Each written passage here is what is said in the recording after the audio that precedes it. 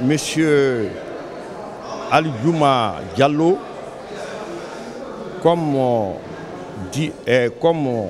c'est écrit dans son procès verbal du 6 février 2013, qu'il est le premier garde-corps de El Hadji Cellou Dalein Diallo.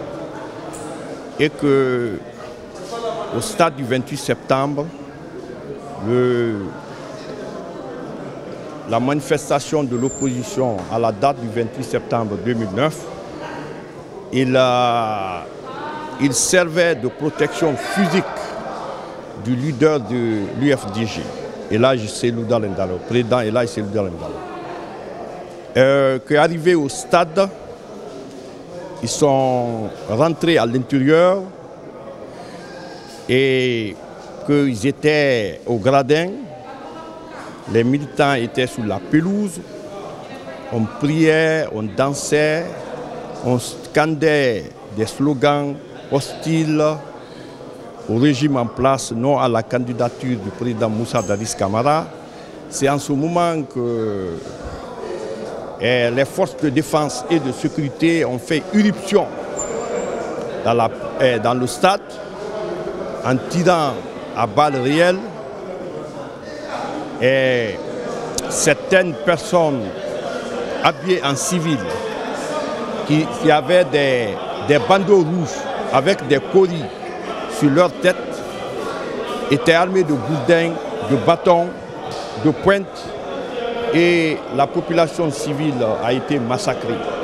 Concernant El Hadji Cellou Dalein Diallo, il était au gradin lorsque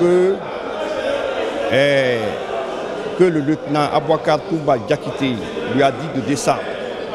Abouakar Toumba Diakité était en compagnie des bérets rouges. Entre-temps, il y a un policier, selon l'explication de Aliouma Diallo, son premier garde-corps, qu'il y a un policier qui est venu le frapper sur la tête avec un bâton. Alors, et qui l'a pris au collet. Par rapport à ce témoignage, est-ce que vous avez aussi l'impression que votre client, Aliouma, est en train de défendre une partie, un accusé est en train de charger un autre? Bon, c'est que moi je peux dire, il n'a aucune raison de charger un accusé et de protéger un autre.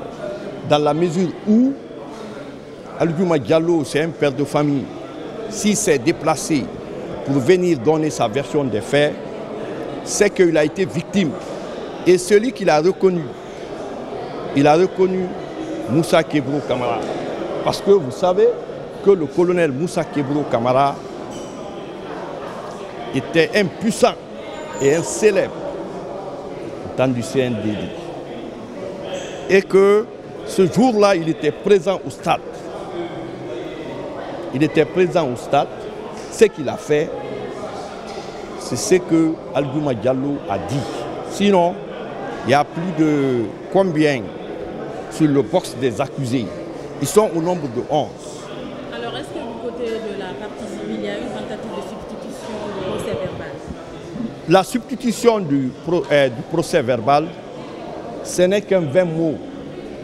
Aliouma Diallo ne peut pas renier le contenu de son procès verbal. Parce que vous savez, il comparait pour l'instruction définitive. Ce qui a été dit dans le cabinet d'instruction, c'est ce qui doit être débattu ici. Il y a même un article du Code de procédure pénale, l'article 497 du Code de procédure qui dispose que hors les cas où la loi en dispose autrement, les preuves en matière pénale peuvent être établies par tous les moyens. Le juge décide selon son intime conviction. Le juge ne peut fonder sa décision que sur des preuves qui ont été contradictoirement débattues, discutées devant lui. Donc, c'est ici où on pulvérise, c'est ici où on synthétise. Si vous donnez votre version des faits, parce que vous avez remarqué, le président a été vigilant. Pour la première fois, Aliouma, quand il avait comparu, il avait demandé son PV, mais comme on devait donner les PV à tout le monde, comme le président n'avait pas le PV à ses yeux, il a demandé ce que ses prétentions, comment dirais-je, sa déposition soit ajournée. Et quand il a eu le PV, eh bien, il lui a donné la parole. Donc, c'est une façon de défendre. Un seul arbre ne peut pas cacher toute une forêt.